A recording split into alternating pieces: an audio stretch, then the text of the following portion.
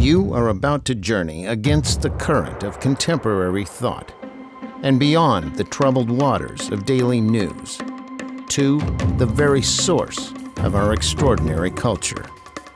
You are going upstream with Cashel and Edge.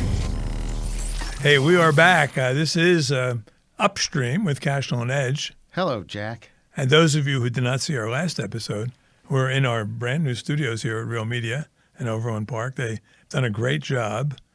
Even moving on up.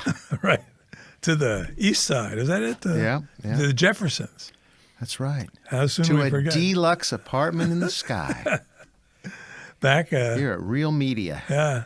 You know, it's curious. I was just watching an episode of All in the Family. Mm-hmm. Same producer, Norman Lear. Norman Lear, yeah. Big Hollywood lib. Still alive. He's like 130 years old or something. Well, is he alive? I think he might. I mean, he may have died during this show, but right. He was when we started the show. And how condescending those shows were. Absolutely. Even though the Archie Bunker character is kind of brilliant in a way. And he always threw out things that you knew were true. But the nature of the episode was to remind you how inferior you are. It's very much like we talked about with the projection. Yes. And it's yet, I think I'm an optimist. I'm the Pollyanna of the two of us, although you've shown signs of perkiness lately, so we may be able to ride those into the future. But I think we are at, and I'm going to use this word, even though I hate this phrase. I'll explain why I'm using the phrase.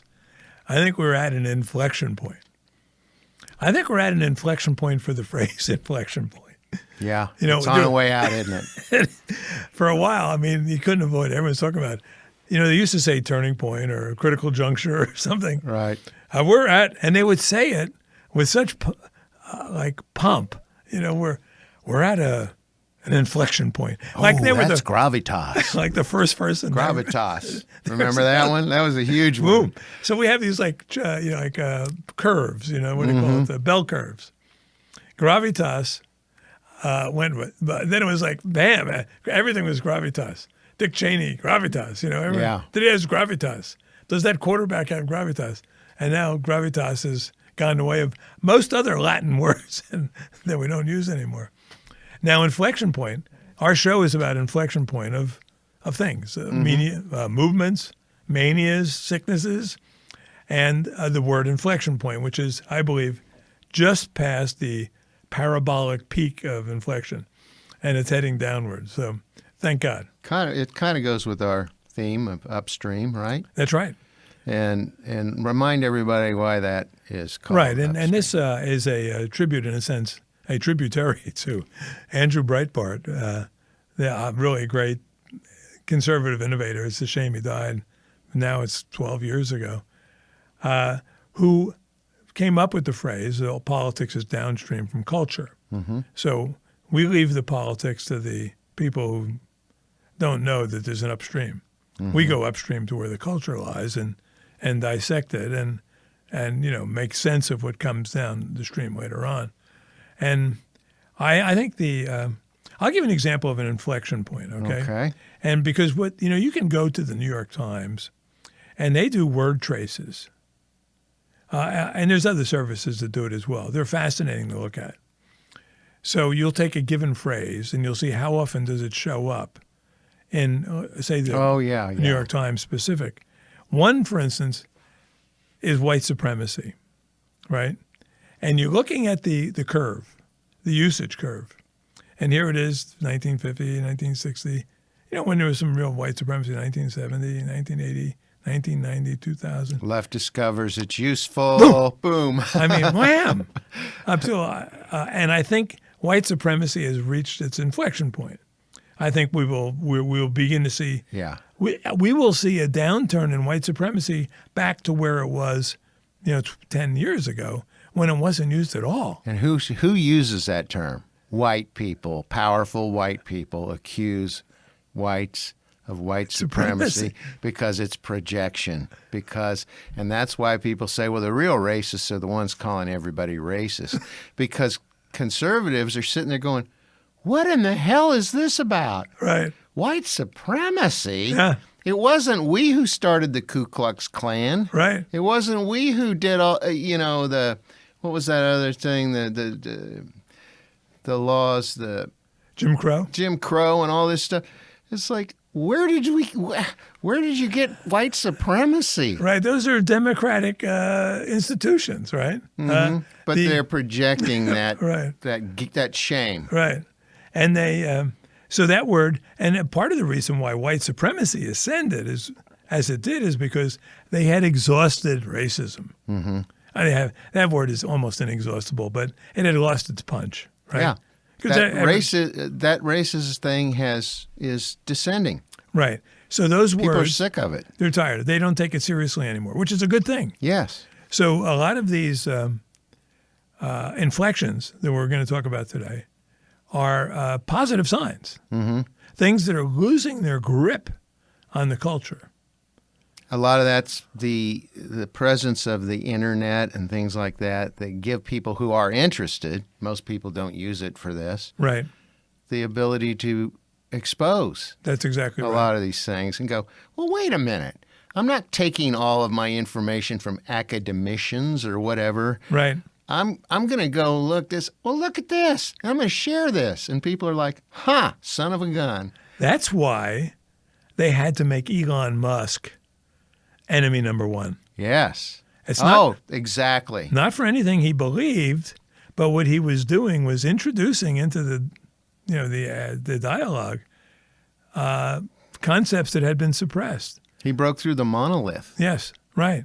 So they no longer controlled those curves anymore. In other words, there are people, so you could talk about white supremacy all you want as long as no one's attacking it. But when people start ridiculing it, when ridiculing you, or they're ridiculing you for using the word inflection point, right, its use is going to come down, right?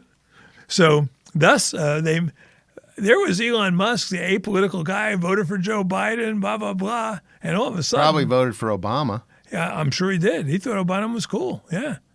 And then all of a sudden, he finds out that as the controller of this information, he puts a target on his back because they wanted to control what words we use, what phrases we use, what thoughts we think, what manias we subject ourselves to, what diseases we have, how we respond to those diseases, right?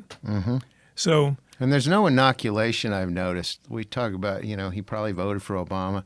I got friends who've adopted black children, friends who do all. There's no inoculation. It's like he's still a white supremacist. Why is that? Doesn't vote Democrat. Whatever. No, I mean, you're a white. I mean, so they have to expand the definition of white supremacy, but every time they expand it, they mitigate its impact. They dilute it, yeah. Yeah, they dilute it. It becomes more and more meaningless.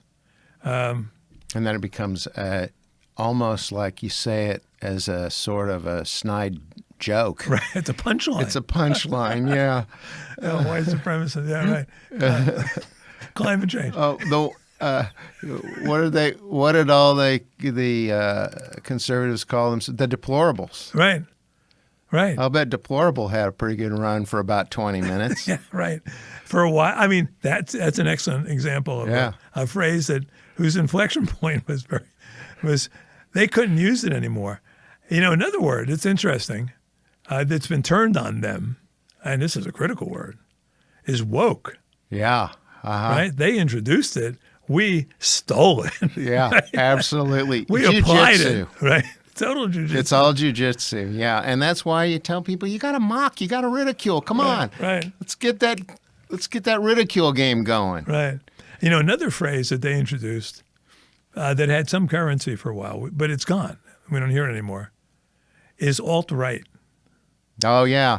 Yeah, that one was bogus from the beginning. It was because it made no sense. I said, I am as well-schooled in rightness as anyone I know.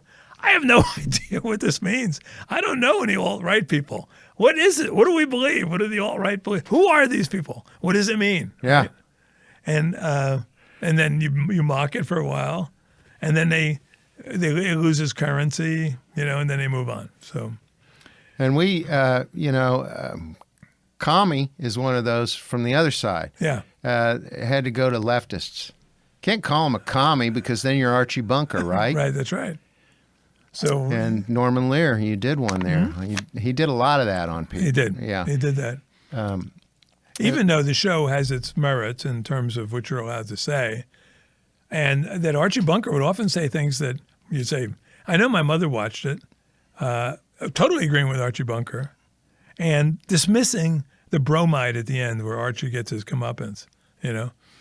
It was a weird mixture of leftist and conservative Archie Bunker, the character. When you look at it now and retrospectively, and you're like, they were just shaming everybody who's white, basically. Right. They would bait you. He'd jump back and forth. Yeah, they were baiting you. They'd bait you to watch this show by giving you ideas that you thought were correct, and allow you to make fun of Meathead, and then at the end they would throw the little twist on you. Yeah.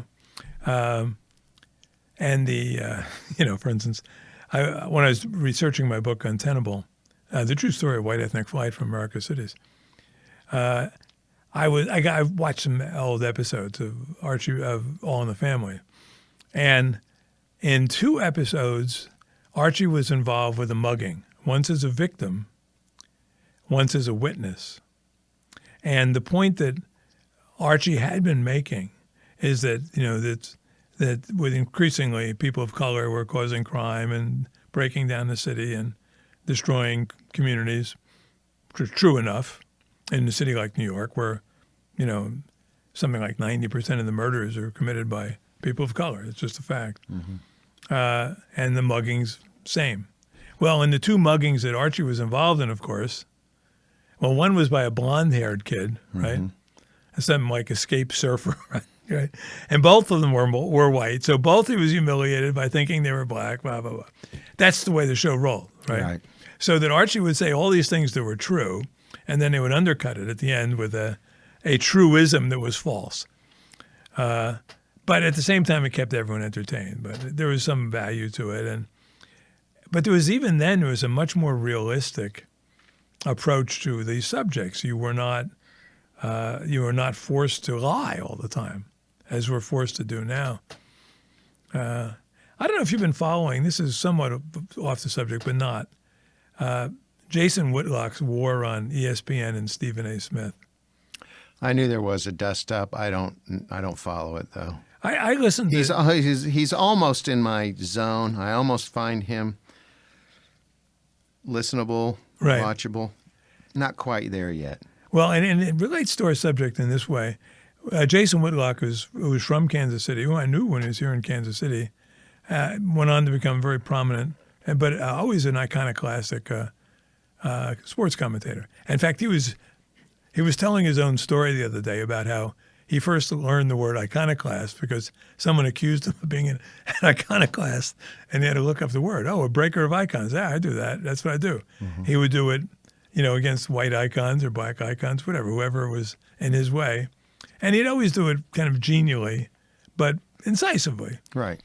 And recently he's taken aim at Stephen A. Smith, who's the most prominent black face of ESPN. Okay. And what the argument he makes is this: he's trying to explain. He's also gotten deeply Christian, Whitlock, and he says, I get emails from my Christian friends who say, hey, you should give this guy some grace. You're being a little harsh here, blah blah blah. And he goes, and he explains, and this is partly what we do here, is he explains he's not attacking Stephen A. Smith personally, or for this, that, the other thing. But he's saying what he does is that anyone who takes a job on ESPN, which had been, still kind of is, the most prominent sports network in the world, they have to sign on to a set of values. And those values are such that you can never criticize. You can never criticize anything LGBT, right? You can't criticize the WNBA, the Women's National Broadcast Association. You can't criticize people Basketball Association. Right, Megan Rapinoe and or Colin Kaepernick. You've got to make believe that they're making sense. You cannot tell people not to get a vaccine. which was the one that was the tipping point for him. So what happens is that ESPN has become a protector of all these shibboleths. They're to reach that point, to sit in the seat that Stephen A. Smith sits in, you have to sign a contract with the devil, basically. And I mean, Whitlock will go virtually that far in saying that. And then it says, my job as an iconoclast is to point this out, right? The sacrifices you are making as a moral human being to sit in that seat. You have to sit there, and when someone says, kids really need a new COVID vaccine, you have to sit there and say, yeah, you can't criticize it. When someone says the WNBA should be paid as much as the men, you have to sit there and say, well, you have a point, right? You can't criticize it. And so you're making all these accommodations, which lets them continue to control the language. And I think when I mention Whitlock as an example, because I think he represents an inflection point in that culture. Someone who's saying no. And it goes back earlier to what you said about, in a sense, the decentralization of media, where all these independent voices are coming up who are now freed from a corporate sponsor, freed from corporate media, and capable of saying no. Yeah. They're freed from that diabolical contract. Yep. And there's a lot of them out there, and a lot of them are saying important things, and a lot of them have big audiences. And people have to, I've said this before, but if you want to really have arguments with people and not just have wars with people, you can't take the sound bites and the headlines and go argue a point with somebody when they show you objective facts that they want to argue about, and you dismiss those because Stephen A. Smith or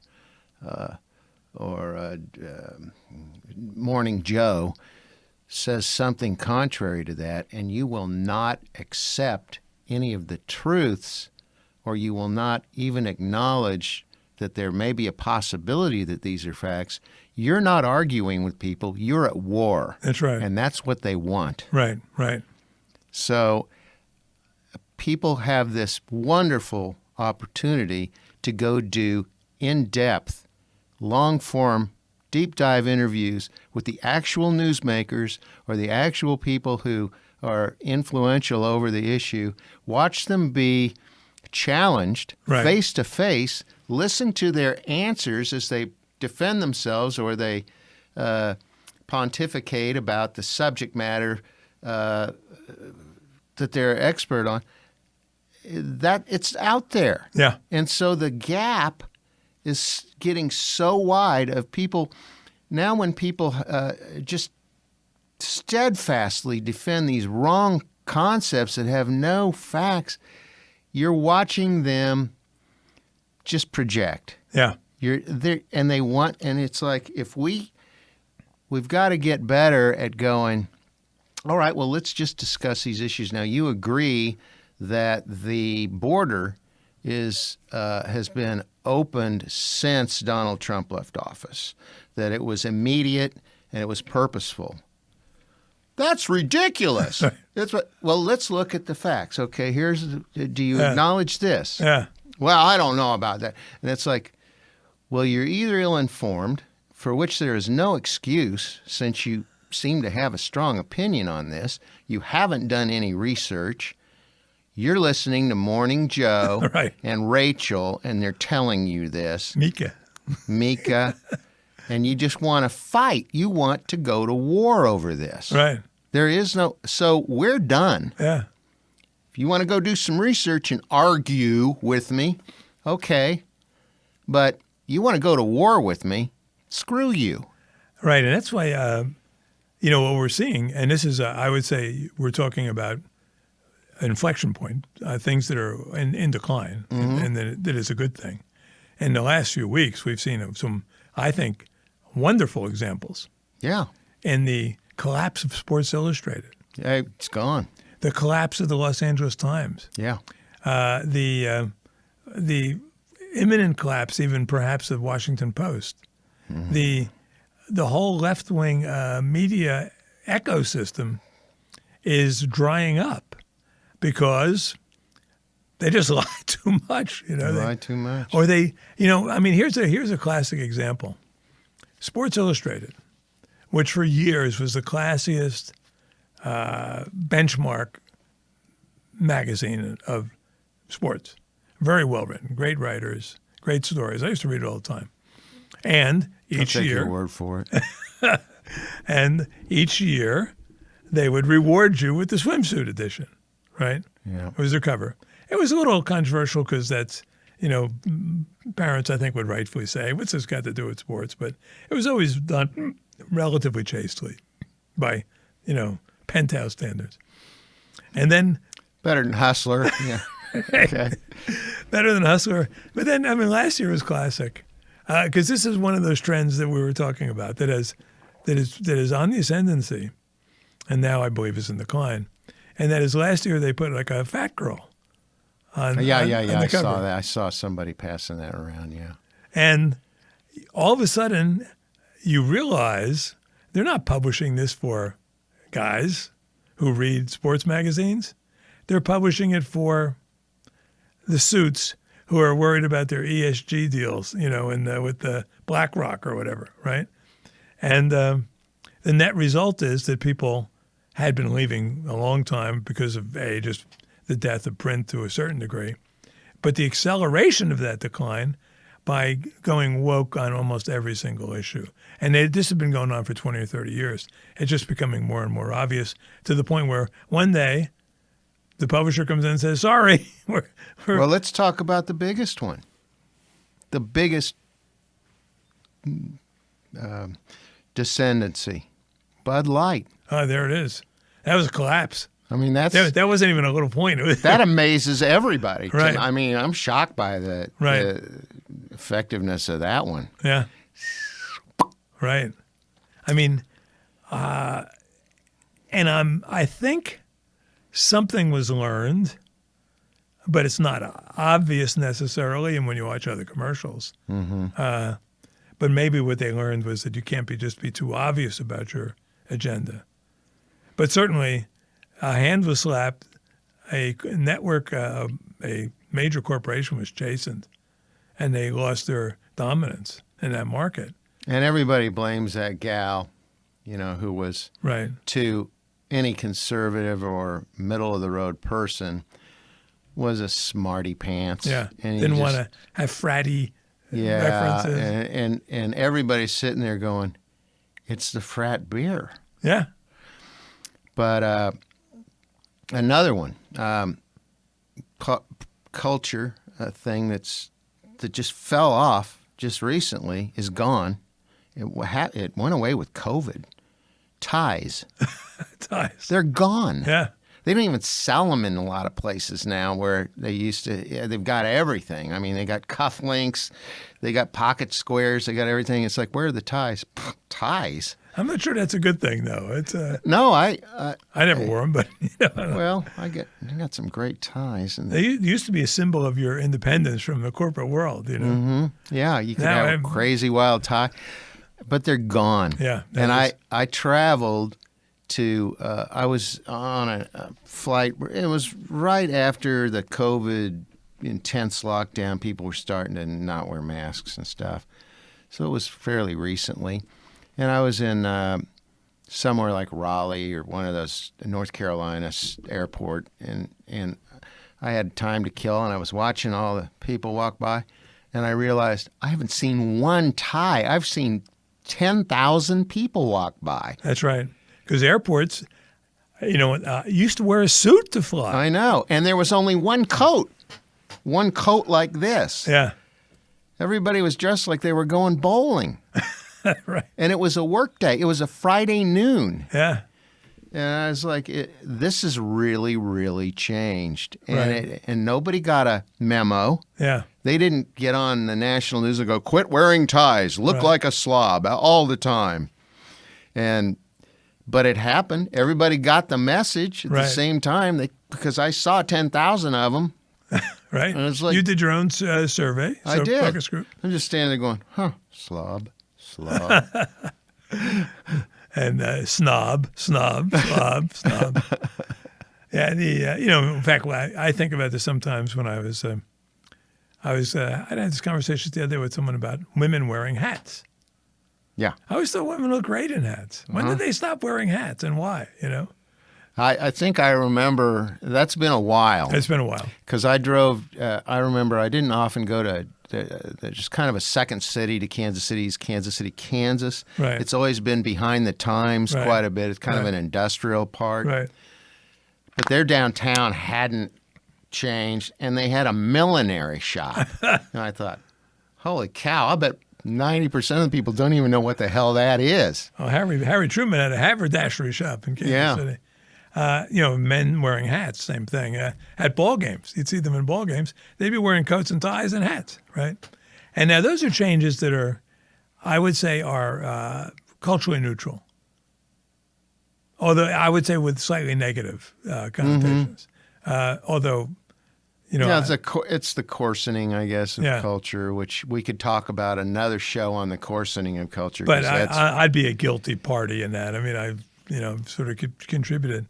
I'm looking for here signs, positive signs of things that we don't like. And I cited the Sports Illustrated, not just because it's a wokeism, but it's also with the fat girl. Excuse me if anyone's fat out there. I say this about fat because you and I have both been fat. Fat is something most Americans are or have been. So we should be able to friggin' talk about it, right? Exactly. And I was a fat boy for 30 years, yeah. Well, you were fatter than I was, but I'm vainer. I'm more vain than you, so I would pull back when I hit like 230. I'm coming, bring me back down to 210 or 2.5, whatever. I had a waist size limit. It's like, oh man, Me too. I only got 2 pairs of 42, so I'm not going there. See, I'm at 38. I refuse to go into that 40 thing. But given the impact of fatness on our lives, what we've seen in recent years is an ascendancy of fat suppression, where you're not allowed to talk about fat. That's right. Where you're not allowed to use the word fat or obese even. I mean, you always, if you're in the presence of a person, you don't want to offend them or insult them. Especially even the doctors couldn't tell you, well, you're clinically, your weight exceeds the norm for your, and would they use that body mass thing? Body mass index. Your BMI is off. Right. Oh, my BMI? Yeah, your BMI means that you mean I'm fat? You are way fat. So, around women in particular, you can't say. Oh, never. Guys you can make fun of for being fat. Women, it's total taboo. I know well enough never, ever to even hint, apply, joke, anything about that, But you'll go on a show that's seen all over the world and talk about it. Theoretically. Yeah. Because I've been fat, you've been fat, most people have been fat, and it has a huge impact on our lives. And we ought to talk about it. We ought to be allowed to talk about it. They used to do songs about it. Yeah. They used to do songs about, give the bones to Leroy Jones because he don't eat no meat. Yeah, I love him fat. I love me a fat girl. I mean, there was all kinds of popular. Right. I remember watching. Culture. Was it the dating game or the newlywed game, and there's some black guy in there, and I asked him. They said, "Now, would you prefer a girl who is too fat or too skinny?" He said, "I prefer one who's too fat." They said, "Why?" He goes, "Because no one wants a bone but a dog."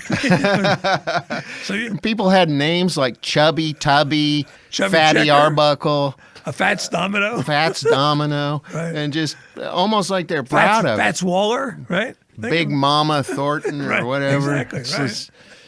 It was just like, hey, I am what I am. So you're allowed to talk about it to a point. You always had you never want to insult people. You don't want to be gratuitous about it. But as a cultural phenomenon, you were. And now, but the fat movement got caught up with the woke movement in general and among the marginalized and the oppressed. And then all of a sudden in the last few years, there's been an explosion, not of just not talking about it, but of celebrating fatness, right? Yes. Where you have like people like Lizzo, or I remember watching a Gatorade ad. Oh, that was the worst. And there's this big fat black lady in this like pink, Tiny leotard. and it was like going up with her legs. Now, when that was running, I don't often watch sports, you know that. Yeah. But I was in one of these big cigar places, right. full of men, and they were all watching sporting events on different TVs, and I was just in there to have a cigar. And that ad came on, and they all of them were turning around going, ugh, ugh. Is that a way to make us aversion therapy so we never buy Gatorade? I mean, what Humiliation ritual. Yeah. To force us to accommodate ourselves to what they determine is the woke moment of the year, right? They were projecting that onto all of you. Right. You don't find a really fat woman in a leotard as attractive as you do some little hottie. No. And that's wrong. So we're going to attack you. That's exactly Humiliation ritual. That's exactly the thinking that goes into it. And it's like, aren't you selling a product? What the hell? Right. Knock it off. It reminds me when I started graduate school, and I started graduate school at Purdue, and I didn't know anyone in that time zone. I mean, I was really like stranger in a strange land. I could recreate myself, basically. And so I had signed up for this like encounter group where you have this, like it's through the psychology department, probably just to meet girls and stuff, you know. I was totally footloose. I was free of white in 21, literally. An encounter group, boy, that one's gone. Yeah, those are gone, thankfully. This one was ridiculous, but actually it was relatively sane, but still ridiculous. And there was this one girl in the class who was kind of coming on to me, you know. And I'm thinking, okay, Jack, you shouldn't hold it against a girl because she's overweight, right? That is, I'm thinking, because I'm caught up in the whole spirit of the 60s and all that stuff. And I'm thinking, I really have to be more open-minded about this, you know? And then I said, no, I'm sorry. It's not in me. Sorry, God. I wish I were more open-minded. I wish I were more expansive. I wish I had a broader sense of what's right and wrong. But no, I got to draw the line here. You know? That ain't happening. But at the end result of the encounter group, we had just the final session. I just sort of a digression here, but somewhat relevant. We each had a lemon. Mm-hmm. And we had to, this is after we met for once a week for about 12 weeks. And then we had to talk about our lemon and our lemon's place in the consciousness, whatever. And then we'd go around and a person says, my lemon is feeling depressed and, you know, blah, blah, blah, you know, and my lemon is troubled by blah, blah, blah. And then they came to me, and I said, I'm going to be honest with you guys. I said, my lemon is free white and 21. He's got everything going for him. He's got his own car. He's got his own apartment. You know, he's really at the top of the world right now, you know. No more encounter groups for you. Get out. I mean, I was shamed right there. How dare you be happy, you know? How dare you be grateful and thankful for all the bounties that have befallen you, you know? Did you ever go back to another encounter group after that lemon session? Because I sure as hell wouldn't. No, not with the fat girls. I mean, if the girls were better looking, I might have, but that wasn't going to happen there anyhow. Encounter session. So I was, you know, it's part of the spirit of the times. So I haven't heard that term for a long time. But no. So I think, though, they pulled back on trying to convince us that the obese are among the marginalized who deserve to be celebrated. I think that moment has come and gone. I think it's going. I don't think you're going to be seeing chubettes on the cover of Sports Illustrated in the future. Yeah, true. You don't see anything like Penthouse anymore. It used to be everywhere. You know, I worked at a drugstore, drugstore when I was a kid. We had Penthouse and Playboy and all that stuff. That doesn't happen in stores anymore. I don't see it around. What was I going to ask you about? With, you know, we're going to see a lot more of this with the exposure of all the institutions being full of BS. Right. All this lying and everything. The respected institutions that up until just, I don't know, 2 years ago, right, were sacrosanct. You're right. The military, Yeah. the FBI. Yeah. The other one that I won't even say their word, but it starts with a C. Ends with an A. Oh, I thought you were going to say it begins with a C and ends with a T, but we weren't going to go there. Yeah, no. We Well, don't CIA's always talk about carrots on this show. CIA has always been a little bit suspect. Of course, it was started out that way, and Truman even admitted it when he walked out. Well, I made one big mistake. I started that.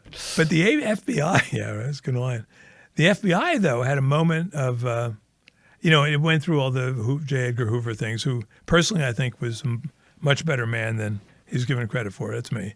But then they had a down period. Then they kind of reestablished themselves. To be an FBI agent through the 90s, aughts, was... Well, they controlled all the messages. Yeah. So, of course. I mean, they always did. Ephraim Zimbalist Jr. and FBI. Sure. That was good at... J. Edgar Hoover was a master of propaganda and PR, as he should have been. They had all the networks ginned up. Right. We did a show on that with how everything turned into secret agents. And so it was cool to shoot and kill people like that one president we had that was so good with the drones, just kill people. I think it was his name. Hussein was his middle name. He bragged about it. Yeah, he did. Right, yeah, right. He was the only Christian with the middle name Hussein. We came, we conquered. He died. I mean, that was Hillary Clinton. Right. It wasn't quite that quote, but it was close. No, but then you're right. In the last several years, they have totally lost respect. Certainly on one half of America, the half that supported them.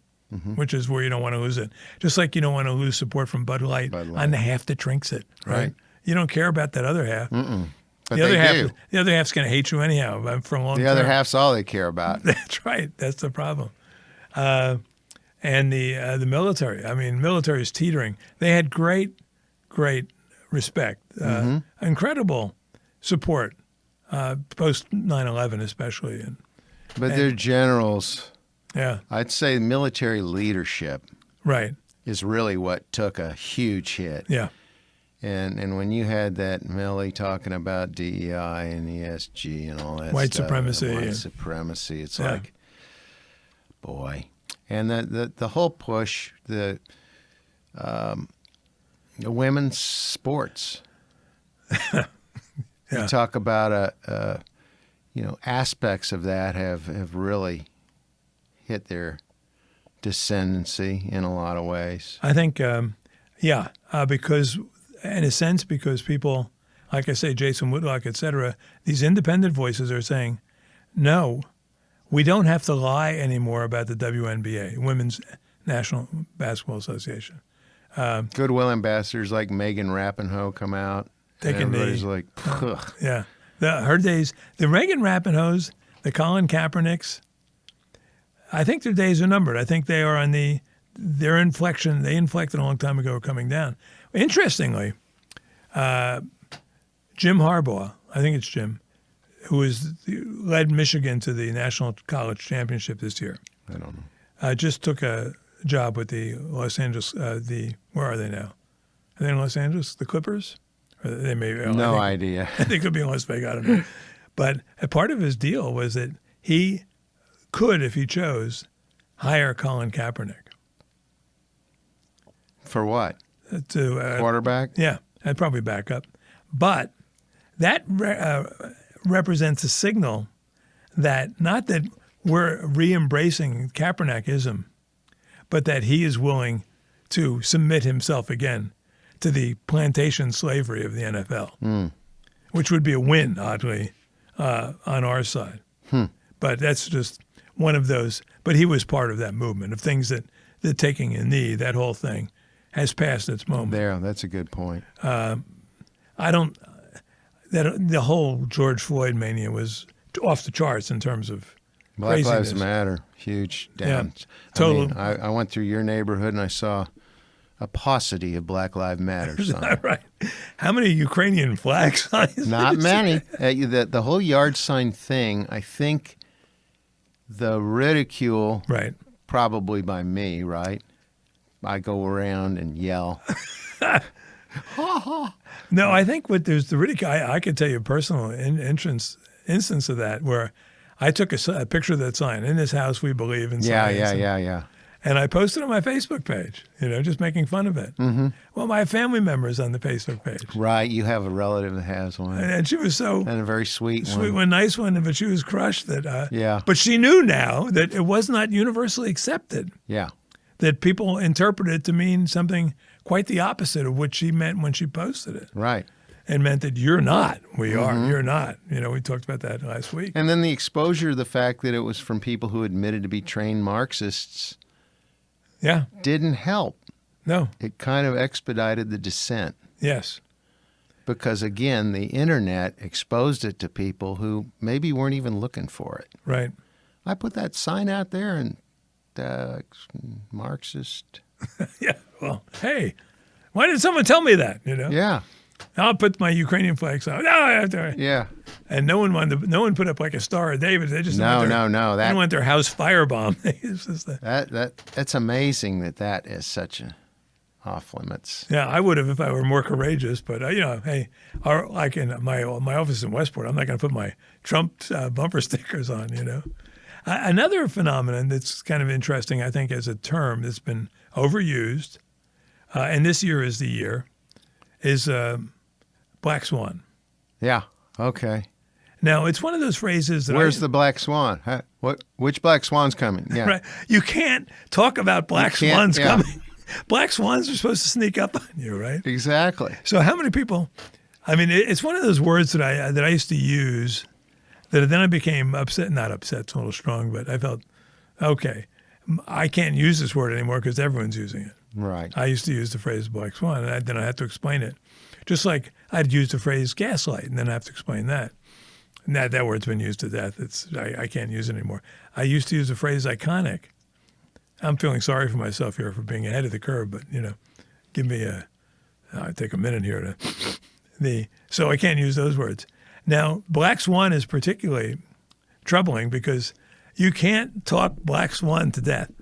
You can't say 2024 is going to be the Black Swan year because everyone's anticipating 2024 to be a year of some import, which it will be. But the Black Swan's gone. That flew away. COVID was a Black Swan. Mm-hmm. It may have been created in a laboratory, but it was still a Black Swan for most of us. It was major, life-changing, and unexpected. Paradigm shift. Yeah. For another phrase. It's unexpected. Whereas George Floyd is really an incremental twist on Michael Brown or Trayvon Martin. It's a larger one, but stupider one. And his moment has come and gone, as has, a lot of this other people, that whole movement. But, Black Swan's kind of fun because it's by talking about it, you undo it. Mm-hmm. You minimize its relevance, And then, there's a lot of phrases that are used periodically that when I was, for about 20 years, I moderated a monthly meeting of business leaders, local business leaders. And I'd hear them all being rolled out. Don't say tools in my toolbox again, Don't say. Stop with the circle back. Yeah, right. I'm thinking outside stop that. You're not thinking outside the box. If you're saying you're thinking out of the box, you're thinking inside the box, right? Exactly. But anyhow, I find reason in general, summing up, to be optimistic that a lot of the bad things we've endured for the last 4 years, a lot of the big lies, the bad thoughts, the stupid manias, the crazy schemes have peaked. That's not to say they're going to go away, because they won't. They may reform like the monsters doing the movies, where the parts all come back together. Was that Transformers? Yeah, right. The Terminator movies, whatever. Uh-huh. And come back in some new form, like we thought we killed Acorn, but it came back and reassembled into some other monstrosities. Yeah, I was trying to think. There's a recent example. Oh, well, the Democrats are trotting out the abortion thing. That's what's left for them. Yeah. That's going to be their cudgel this time. Right. It leaked out a few weeks ago, and then they exposed it full-blown because they've got it in the backdrops now. So all of those things are going to come back. That whole hey, hey, ho, ho deal is what they're banking on this time. They did it in 2024, and they took people by surprise when they basically used the protests of that summer to scare corporate. What year? 2020, rather. They used the Floyd protests, and they bragged about it, to scare corporate America Right. into accepting the election results, Right. regardless. Yeah. That act has played out once. I mean, they'll try it again, but it won't be a black swan this time. Right. It'll be a multicolored, rainbow-colored swan that we've seen coming for 4 years. So I think it'll be a more target-rich environment for those of us inclined to take some pot shots. Sometimes they try to trot them back out and they get knocked right back down. Right. And they go away. Or they because of the ridicule. As history repeats itself. First is tragedy. Oh, history is no. First is tragedy, then is farce. Basically, is that? I don't know that one. I'm screwing it up, so I really shouldn't take credit for it. But tragedy and farce are the key words. The second time around, first time it's a tragedy, second time it's a farce, and I think that's what 2024 will be. Not a black swan, but a multi-hued swan that we've seen coming for 4 years. And if we're savvy enough, we'll be able to blow it out of the water. Let's hope. Hey, Loy, it's always a pleasure. Thank you, Jack. Here at, where are we, by the way? We're at Real Media. It's in our new podcast studio. Yeah, it's Real really Media. pretty cool. And they've been great to us here. And I would recommend them to, they're in Overland Park, friendly. And they are simpatico to us, which is critical for us, and they're open-minded, and they have full services here for audio, visual, shooting, inside, outside sets. Oh yeah, full production studio, green screens. I was impressed by set, full functional kitchen. They got a half dozen drones, camera drones. Is that right? Yeah, I'm trying to think of Well, they got a full remote truck. Yeah. They've got everything. I mean, they've got the best equipment too. Yeah. Brad. The top dog here at Real Media was a musician, so the sound here is incredible. Yeah. I mean, they're very, very good with that. Yeah, no, I've used them for many other services in the past, and I'm thrilled to be back here with Mr. Loy Edge on Upstream with Cash on Edge. Upstream it is.